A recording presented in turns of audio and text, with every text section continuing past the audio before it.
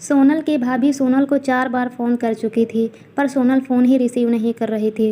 बाद में जब सोनल किचन से बाहर आई तो देखा उसकी भाभी के 4 मिस कॉल हैं लगातार।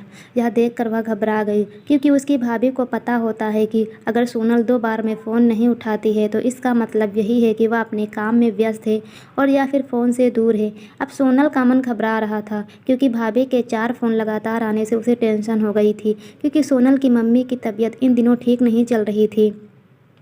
अभी 2 दिन पहले ही सोनल अपनी मम्मी से मायके में मिलकर आई थी, फिर भी सोनल ने हिम्मत करते हुए अपनी भाभी को फ़ोन लगाया और फ़ोन जैसे ही भाभी ने उठाया तो सोनल को रोते हुए कहा, दीदी, मम्मी जी हमें छोड़कर चली गई हैं। रात को अच्छे से सोई थी, सुबह आपके भैया और मैंने खूब उठाने की कोशिश की, पर वह नहीं उठी। तब हमने डॉक्टर साहब को बुलाया, फिर उन्होंने बताया कि मम्मी जी अब नहीं रही।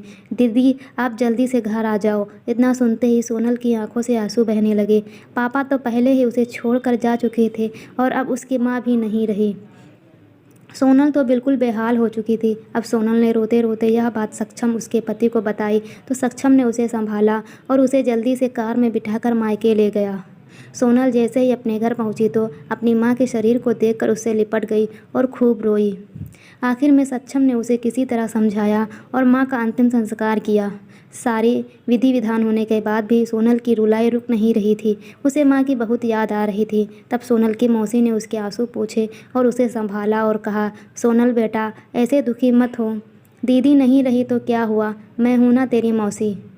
मेरा घर भी तेरा मायका है। तेरा जब मन करे तब आ जाना अपनी मौसी के पास।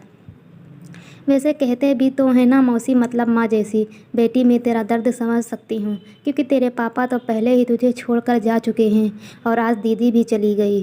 कहते हैं ना कि माँ के जाने के बाद तो लड़कियों का मायका ही छूट जाता है। यह भाभी तो बस दुनिया को दिखाने के लिए नाम का रिश्ता होता है, क्योंकि मायका तो माँ से ही होता है। सोनल भी मन ही मन सोचने लगे कि शायद मौसी ठीक ही तो कह रही हैं, और वह भी मौसी से लिपट कर ज़ोर ज़ोर से रोने लगी और कहने लगी, क्या मौसी, मेरा भी मायका अब नहीं रहा। तभी सोनल की भाभी दूर बैठी दोनों की बातें सुन रही थी। पहले तो भाभी ने सोनल को चुप कराया और फिर उसे दिलासा दी। फिर भाभी ने मौसी से कहा कि मौसी जी, आपने ऐसे कैसे कह दिया कि मायका केवल माँ से ही होता है। मैं मानती हूँ कि माँ का स्थान कोई नहीं ले सकता, लेकिन अभी दीदी के भैया भाभी जिंदा हैं और जब तक हम हैं दीदी का मायका हमेशा बना रहेगा। मैं पूरी कोशिश करूँगी दीदी को मम्मी जी की तरह प्यार और सम्मान देने की, और दीदी जब चाहे तब यहाँ आ सकती हैं। यह घर कल भी उनका था, आज भी है और कल भी रहेगा। मौसी जी, मैं भी एक बेटी हूँ और मेरा भी मायका है, और मैं अच्छे से जानती हूँ कि हम बेटियों के लिए मायका कितना महत्वपूर्ण होता है। मौसी जी, आप दीदी को अपने घर ज़रूर बुलाइए, पर उन्हें अपने भैया भाभी के प्यार से दूर मत करिए। तभी मौसी ने कहा, बहू, आज के ज़माने में तेरी जैसी सोच रखने वाली भाभी बहुत कम मिलती हैं। मुझे माफ़ कर दे, मैंने सोनल को गलत राह दिखाई। तभी सोनल अपनी भाभी के गले लग गई और बोली, भाभी, आज आपने मुझे विश्वास दिला दिया कि भाभी भी माँ के समान होती हैं, और मैं संतुष्ट हूँ कि जब तक आप और भैया हो मेरा मायका सदा बना रहेगा। और किसी ने कहा है ना है कि भाभी के माँ के समान होती हैं। आज आपने मुझे इस बात का विश्वास भी दिला दिया है। Please like, share and subscribe my channel.